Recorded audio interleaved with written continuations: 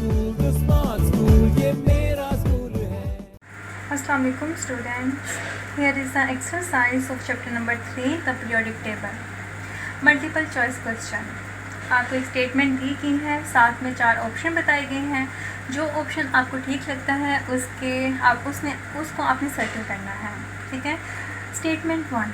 An element is made up of only one type of atom. ठीक है. Atom element कैसे बनता है? जिसमें एटम एक जैसे एटम प्रेजेंट हो. Statement 2. What is the chemical symbol for iron? Iron का केमिकल सिंबल फेरस. ठीक है. सॉरी, फेरम, जो इसके ग्रीक वर्ड से ड्राइव हुआ था, आई थिंक सो. सॉरी, उसके लैटिन नेम से ड्राइव हुआ था फेरम. ठीक है. Statement 3.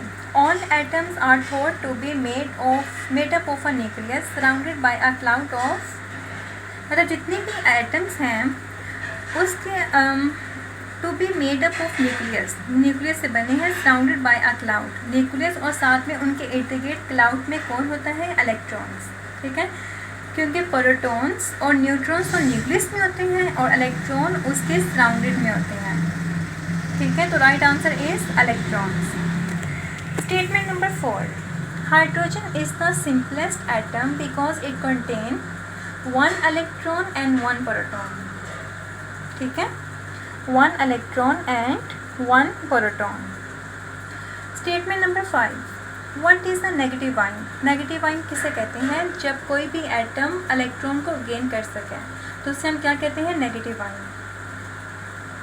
An atom that has gained a proton? No, it's wrong.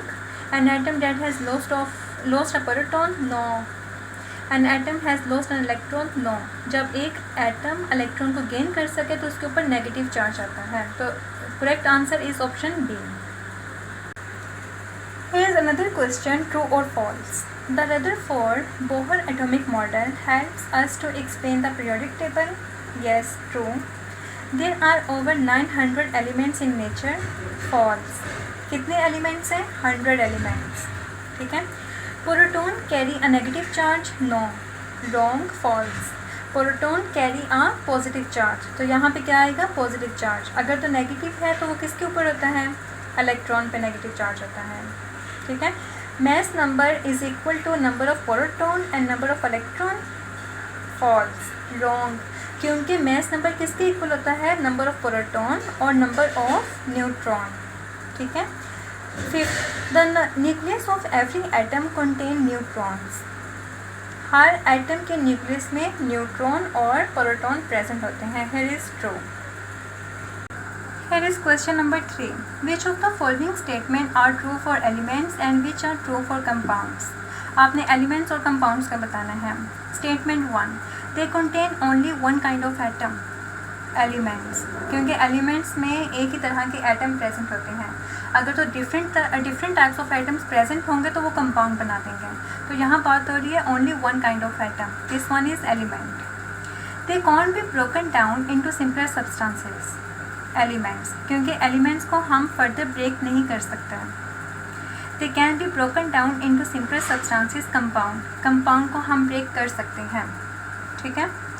Fourth statement. They consist of different atoms in fix proportion. Different atoms होते हैं लेकिन उनकी प्रोपोर्शन फिक्स होती है. Here is compound. They are made up of atoms with the same number of proton. Atom से मिलकर बनती हैं और नंबर ऑफ प्रोटॉन सेम होते हैं. Here is element. ठीक है.